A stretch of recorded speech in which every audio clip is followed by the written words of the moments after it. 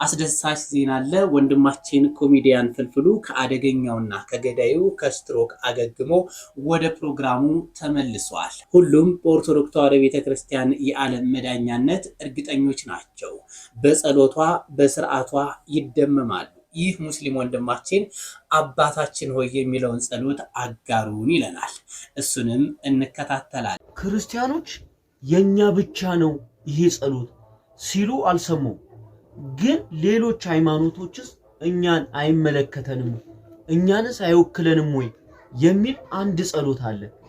አባታችን ሆይ በሰማይ የምትኖር።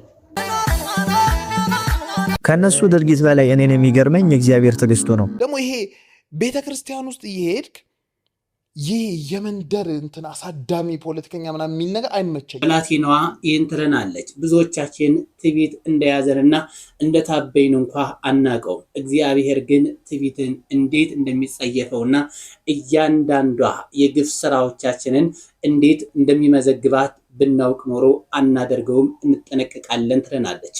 ለሁላችንም ጥንቃቄ ይሆን ዘንድ በጥንቃቄ እንስማ። ባለጊዜ ነኝ የምትሉ የማጣት ጊዜ ብቻ አይደለም ፈተና። ስልጣን ሲሰጥ ለድሃ ማገልገያ ነው እንጂ መናቂያ አይደለም። ሰው ገላችሁ እኔ ባለጊዜ ነኝ የምትሉ ያደም ያያል፣ ያደም ይጮሃል። ተጠንቀቁ። እግዚአብሔርን የማያ እንዳይመስላችሁ። የማይፈርድ ሰው አለ አይደል? የሚፈርድ እግዚአብሔር አለ። የድሃ ደም የምትገሉ ተጠንቀቁ። እግዚአብሔር ሲያዋርድ ያዋርዳል። ማታ አለ፣ ቀን አለ፣ ውርደት አለ፣ ክብር አለ። ተጠንቀቁ። ቤተክርስቲያን ደንብ አስከባሪና የመንደር ጉልቤ አትፈልግም። ስርዓት አለው። ሆኖን መምህር ዘሪሁን ታቦት ጠረጴዛ አይባልም የሚል ትምህርት አስተምረው እጅጉን ብዙዎችን ሲያወዛግብ ቆይቷል። መምህር ብርሃኑ አድባሱ ግን አንዳንድ ወንድሞቻችን ሲመልሱ አይቻለሁ። ታቦቱን ጠረጴዛ እያሉ ይሄ ስህተት ነው። እኛ ቤት ጠረጴዛ የለም። ጠረጴዛ ያለው አዳራሽ ውስጥ ነው። ጠረጴዛ የሚባል አይቻለሁ አላቸው። የግሪኮች አላቸው ያለውም አላቸው የሌለውም አላቸው። ሁለቱንም አይቻለሁ እንዴ ከማስታውሰው ነው። የግብጾችም ሁለቱም አይነት ያለ ይመስለኛል። የሌለውም አላቸው ከላይ ላይ ያለውም አላቸው። ልክ እዛ ታዲያ መሰዊያው ላይ እኛ ታቦት የምንላት ነገር ከመሰዊያው ወይም ከጠረጴዛው ከመንበሩ ላይ የተገጠመ የተሰፋ አይደለም። ከርስ ሐመር የሚባለው እኛ እዚያ ውስጥ መቀመጫ አለው እንጂ እዚያው ላይ እንዳይንቀሳቀሱ ነው የተቀመጠ አይደለም። ያንዳንዶቹ እንዳይንቀሳቀሱ ነው። የላቲኖቹ የካቶሊኮቹ ራሱ ጠረጴዛው መሰዊያው ላይ የማይንቀሳቀስ ግን ቤተክርስቲያኑ በሸጡትና በለወጡት ጊዜ አውጥተው ከመሰዊያው የሚወስዱት ትንሽ ነገር አላቸው። እኛ ይመስል እነዚህንና ያስተምሩናል ይገስጡናል ያልኳቸውን እጅግ ጠቃሚ ቪዲዮዎችን ይዤ ቀርብ ያለው። ሰላም በዓለም ዙሪያ የምትገኙ ውድ ኦርቶዶክሳውያን እንኳን ለዕለተ ሰንበት አደረሳችሁ አደረሰን። ይህ ቪዲዮ ደርሷችሁ እየተመለከታችሁ ከሆነ ቪዲዮውን ላይክ፣ ሰብስክራይብ እያደረጋችሁ ለተወዳጅ ኦርቶዶክሳዊ ወንድሞቻችን አድርሱልኝ። ቀጥታ ወደ ቪዲዮቹ እንሄዳለን። ክርስቲያኖች የኛ ብቻ ነው ይሄ ጸሎት ሲሉ አልሰሙም። ግን ሌሎች ሃይማኖቶችስ እኛን አይመለከተንም እኛንስ አይወክለንም ወይ የሚል አንድ ጸሎት አለ። አባታችን ሆይ በሰማይ የምትኖር፣ ስምህ ይቀደስ፣ መንግስትህ ትምጣ፣ ፍቃድህ በሰማይ እንደሆነች እንዲሁም በምድር ትሁን። የዕለት እንጀራችን ስጠን ዛሬ፣ በደላችን ይቅር በለን እኛም የበደልነውን ይቅር እንደምንል፣ አቤቱ ወደ ፈተናም አታግባን ከክፉ ሁሉ አድነን እንጂ መንግስት ያንተ ናትና ኃይል፣ ክብር፣ ምስጋና ይላል። ይሄ ነገር እኔ ሙስሊሙን ሳይመለከተኝም ወይ ከክፉ ሁሉ መዳን የለብኝም? እሺ እቺ መንግስት ያንተ ናትናም ይላል። የሱ አይደለችም ምድር? ለዘላለሙ አሚን ይላል። ፍቃድ በሰማይ እንደሆነ እንዲሁም በምድር ይሁን ይላል። ታዲያ ይሄንን የሚቃወም እኔ የትኛውም ሃይማኖት የተቀላቀለ ሃይማኖት ምድር ላይ እንዳለ አውቃለሁ። ይኖራል ብዬ አላስብም። ያልኳትንም ብቻ በማውጣት የምታረሙኝም ከሆነ ለመታረም ዝግጁ ነኝ። ከሊፋ ጃቢ ነኝ። አላህ ይቅር ባይ እንደሆነው ሰዎች ሁሉ ይቅር እንደምትሉኝም ተስፋ አደርጋለሁ እና ካልኳት ነገር ውጪ ሐሳብ እንዳሰጡኝ ባልኳት ነገር ተነስታችሁ ግን ሐሳብ ብትሰጡኝ ደስ ይለኛል። ከሊፋ ጃቢ ነኝ። ላይክ፣ ሼር፣ ፎሎ ማድረግ እንዳይረሳ። ዋላ ያቀዋል። እንደ ኦርቶዶክስ ተዋሕዶ ቤተክርስቲያን ቀና የሆነ ሃይማኖትና የዓለም መዳኛ እንደሆነች ሁሉም አልጠፋቸውም። ነገር ግን በሚኖሩበት ሃይማኖት የተለማመዱት ባህልና ልምዳቸው ከዛ እንዳይወጡ ይዟቸው ነው እንጂ ሁሉም ኦርቶዶክስ ተዋሕዶ ቤተክርስቲያን ይቀናሉ። ብላቴናዋ ይህን ትለናለች። ብዙዎቻችን ትዕቢት እንደያዘንና እንደታበይን እንኳ አናቀውም። እግዚአብሔር ግን ትዕቢትን እንዴት እንደሚጸየፈውና እያንዳንዷ የግፍ ስራዎቻችንን እንዴት እንደሚመዘግባት ብናውቅ ኖሮ አናደርገውም፣ እንጠነቀቃለን ትለናለች። ለሁላችንም ጥንቃቄ ይሆን ዘንድ በጥንቃቄ እንስማ። ባለ ጊዜ ነኝ የምትሉ የማጣት ጊዜ ብቻ አይደለም ፈተና። እግዚአብሔር የሰጣችሁ ስልጣን በስነ ስርዓት ካልተጠቀማችሁበት እግዚአብሔር አንቅሮ ይተፋችኋል። ተጠንቀቁ። እግዚአብሔር እያያችሁ ነው። ጥሩ ውጤት እያላቸው ዩኒቨርሲቲ ላይ ሰቃቅለው ወጥተው አይ አንተ የኔ ዘር አይደለህም ብላችሁ ወጣት ሴትና ወጣት ወንድ ቤት ውስጥ ሳይወጡ በዲፕሬሽን እንዲጠቁ የምታረጉ፣ ቢሮ ላይ ትላልቅ ስልጣን ያላችሁ ወጣት ወንድና ወጣት ሴት የምትገፈትሩ ተጠንቀቁ። እግዚአብሔር እያያችሁ ነው። እግዚአብሔር ያያል። እግዚአብሔር የድሃን እንባን ያያል። ተጠንቀቁ። ትላልቅ አዛውንት አባት ሽበት የወረራቸው ኩርምት ያሉ ድህነት ኩርምት ያደረጋቸው ሰልፍ ላይ አንቺ የኔ ዘር ነሽ ብላችሁ ድሃ እናት አባት ከኋላ የምታረጉ የምታሰልፉ፣ ስትገፈትሯቸው የማይራራ ልባችሁን የማይራራ ተጠንቀቁ። እግዚአብሔር እያያችሁ ነው። የውርደት ጊዜ አለ። የክብር ጊዜ እንዳለ የውርደት ጊዜ አለ። ለድሃ ከመስጠት ይልቅ ክለብ ለክለብ ብር የምትፈትኑ ሴት ጭላይ፣ ለድሃ ግራ ለገባው ድሃ ዳቦ ገዝቶ ከማካፈል ይልቅ ውስኪ ባለ 400 ባለ 500 ሺህ ብር እየገዛችሁ ሻምፓይን ምናምን የምትደፉ ተጠንቀቁ። እግዚአብሔር ማያ እንዳይመስላችሁ። እግዚአብሔር ያያል፣ ያዋርዳል። እግዚአብሔር ሲያከብርም ያከብራል፣ ሲያዋርድም አንቅሮ ነው የሚተፋው። በህፃናት ትዋረዳላችሁ። ተጠንቀቁ፣ ተጠንቀቁ። እግዚአብሔር ሁሉንም እያየ ነው። ታስታውሳላችሁ?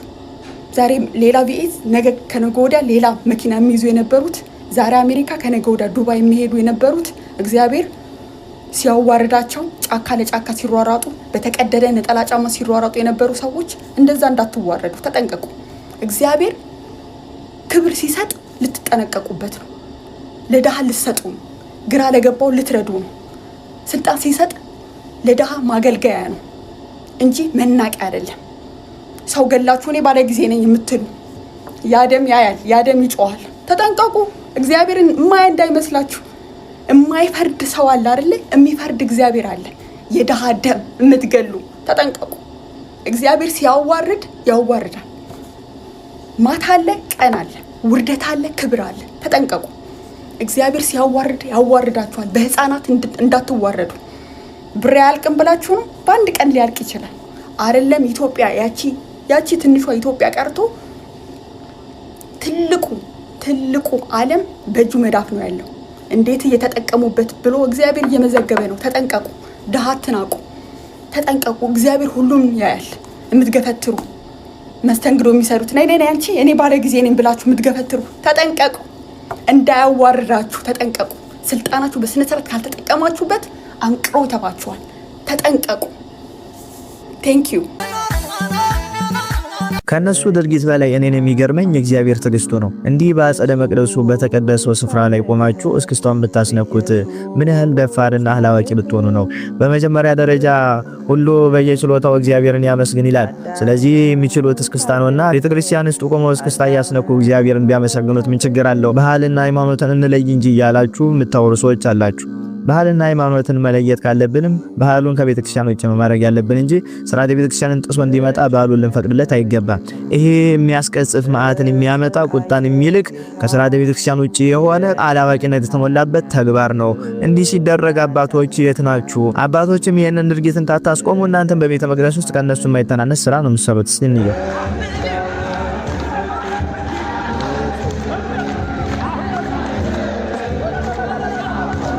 እናንተ በውስጥ እንዲታስነኩታላችሁ ወጣቶቹን በውጪ ደግሞ እንዲያደርጉ ያስነኩታል።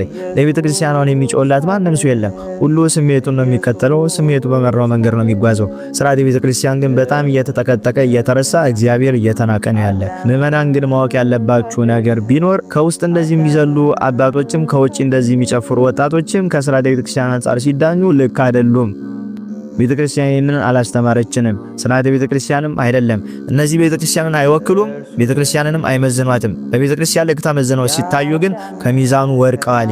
ልክ የሆነ ስራ አልሳቁምና ይወላችሁ ሰብህዎ በኪልቦቱ ብሎ ይናገራል። ይህንን ታዲያ አንዳንድ አላዋቂዎች እግዚአብሔርን እንደየችሎታችሁ አመስግኑ ይላል። ስለዚህ እኛ የምንችለው እስክስታ ነው ብለው አንዳንዶቹ በሙዚቃ እግዚአብሔርን የሚያመሰግኑ ሰዎች አሉ። ሰብህዎ በኪልቦቱ በሊቃውንቱ ሲፈታ እግዚአብሔርን እንደ ካህሊነቱ መጠን አመስግኑት ነው እንጂ የሚለው እናንተ በምትችሉት ሙዚቃ እግዚአብሔርን አመስግኑ ብሎ የፈታና ያስተማረ ሊቅ የለም።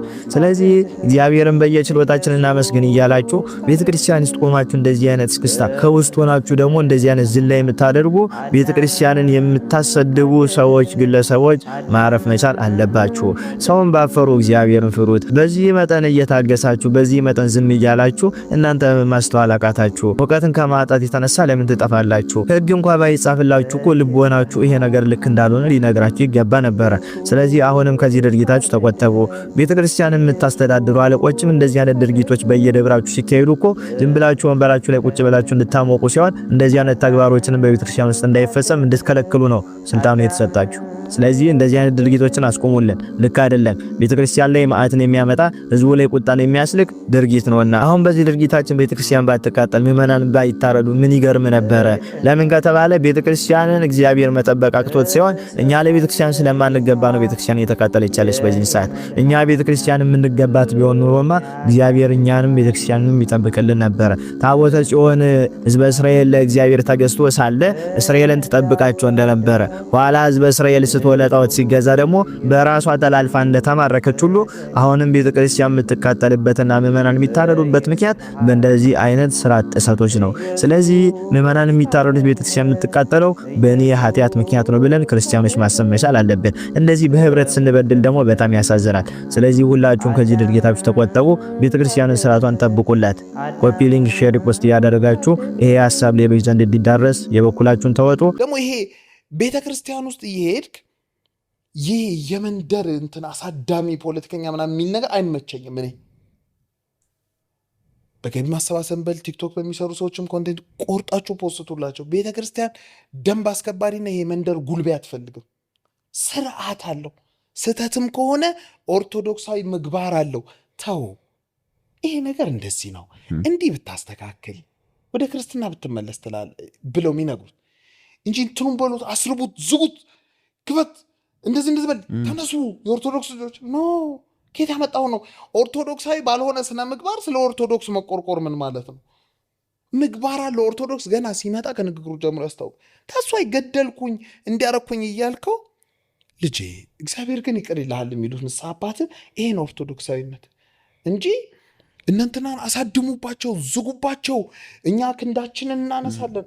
በቃ ለዚህ ዓለም ላይ ለምን ስትደባደብ አትውልም? ምን ትሰራለህ? ቤተክርስቲያን ዋናው የሚፈልገው ምግባር ይሄ ስለሆነ ማለት ነው። ስለዚህ በዛው መቀጠል አለበት። እንደዛ አላምንም። ይሄ እኔ በጉልበት ሁሌ ግራ የሚገባኝ ነገር ስለሆነ ነው እንደዚህ የሚያደርጉ ሰዎች በጣም ስለማይ ደግሞ ተደጋጋሚ ያየው። በአሁኑ ደግሞ በጣም ያገር ከዛ አንዱ ሰውዬንን እናመሰግናለን። አባ ገብረ ኪዳንም ከዚህ በፊት ይህንኑ ቃል ተናግረውታል። ሁሉ ነገር የእግዚአብሔር ነው። ትምህርት ብናውቅ፣ እውቀት ቢኖረን፣ መልክ ቢኖረን፣ ስልጣን ቢኖረን ሁሉ ነገር ከእግዚአብሔር ተሰጥቶን እንጂ የኛ አይደለም። እናመሰግናለን። ቃለ ሕይወት ያሰማልን። ባለፈው መምህራችን መምህር ዘሪሁን ስለ ታቦትና ስለ ጠረጴዛ አንድ ትምህርት አስተምረው ብዙዎቻችን እየተወዛገብ እንገኛለን። ነገር ግን ትክክለኛው አስተምሮና ታቦት ወይም ጠረጴዛ እንደሚባል መምህራችን መምህር ብርሃኑ አድማሱ እንደዚህ አስተምረዋል። የውጭ ሀገራቶችም ታቦት ወይም ጠረጴዛ እንዳላቸው ታሪክም እውነትም አለ። እሱንም እንከታተል። አንዳንድ ወንድሞቻችን ሲመልሱ አይቻለሁ። ታቦቱን ጠረጴዛ እያሉ ይሄ ስህተት ነው። እኛ ቤት ጠረጴዛ የለም። ጠረጴዛ ያለው አዳራሽ ውስጥ ነው። ጠረጴዛ የሚባል ነገር የለም። ታቦት ጠረጴዛ አይደለም። ሊቀ ጠበብት ዶክተር ዘሪሁን ሙላት ያሉትን ሰምታችኋል። ታቦት ጠረጴዛ አይባልም ብለዋል። ዲያቆን ብርሃኑ አድማስ ደግሞ በዚህ ጉዳይ በሰፊው ማብራሪያ ሰጥቷል። አብዛኛዎቻችን አሁን ላይ በጣም ስለተወዛገብን እሱን ለማጥራት ያህል እሱን ቪዲዮ አሳያችኋለሁ። የዲያቆን ብርሃኑ አድማስ ማለት ነው። ከዛ ፊት እናንተ እንደተለመደው አካውንቱን ፎሎው፣ ቪዲዮውን ደግሞ እጅግ አብዝታችሁ ሼር፣ ኮፒ ሊንክ፣ ሪፖስት፣ ዱት ላይ ከብሬት እንድታደርጉ በእግዚአብሔር ስም እጋብዛችኋለሁ። እንደተለመደው 3 ሰከንድ ሳሉና የሚጠበቅባችሁ አድርጉ። አመሰግናለሁ። አሁን ቀጥታ የማሰማችሁ ዲያቆን ብርሃኑ አድማስ ስለ ታቦት እጅግ በጣም የሚገርም ትምህርት አስተምረዋል። እርሱን ቪዲዮ እስከመጨረሻው እንድትከታተሉ በእግዚአብሔር ስም ጋብዛችኋለሁ። ወደ ቪዲዮ እንሄዳለን።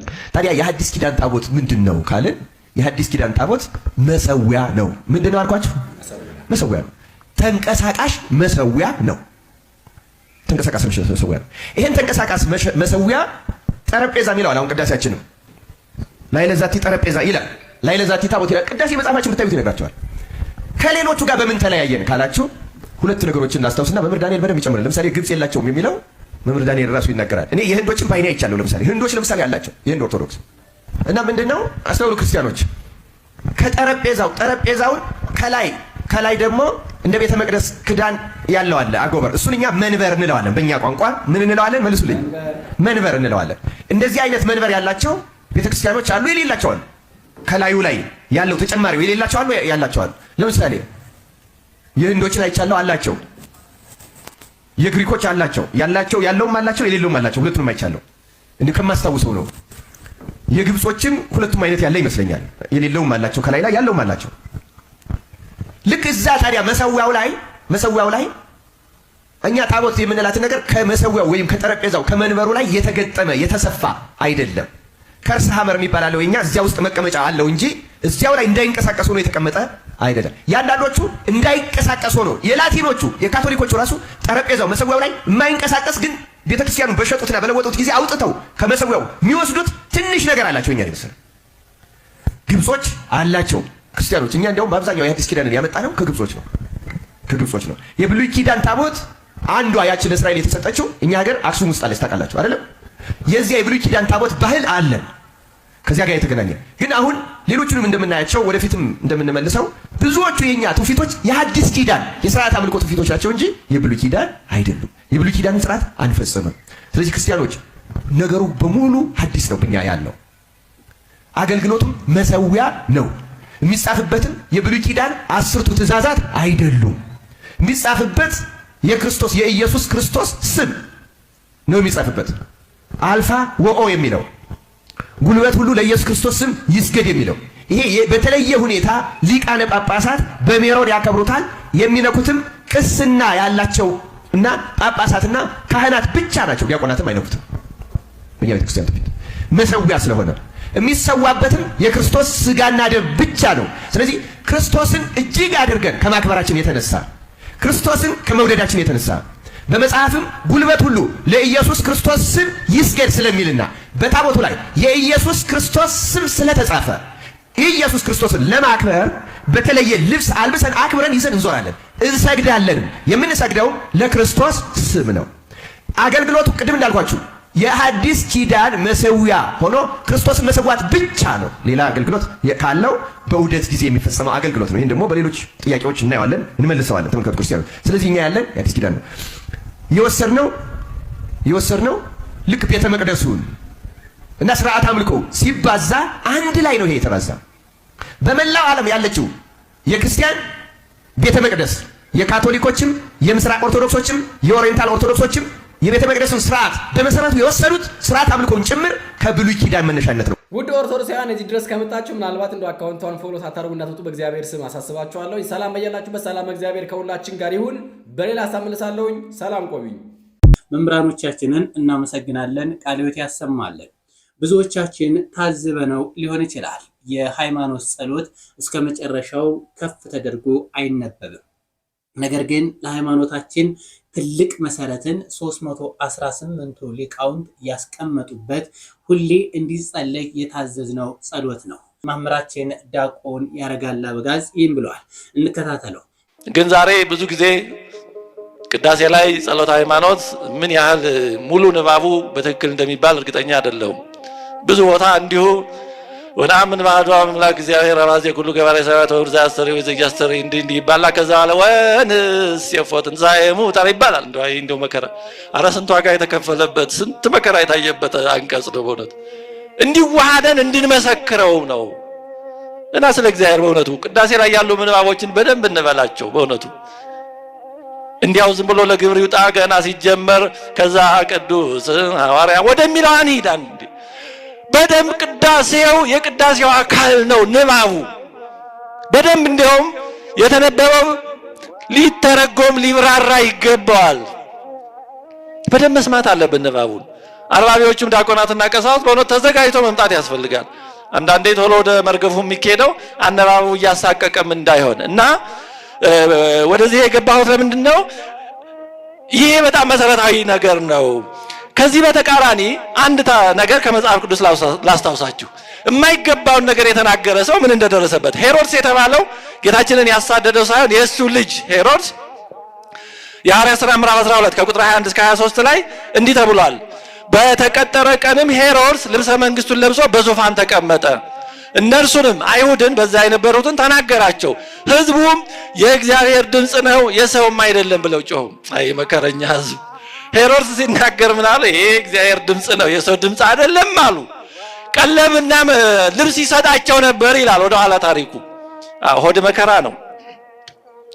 ሆድ ነው ነፃነትን የሚያሳጣ በእውነቱ በጣም በጦር ይሄ ጥቅም እንዲሁ አሳዛኝ ነው።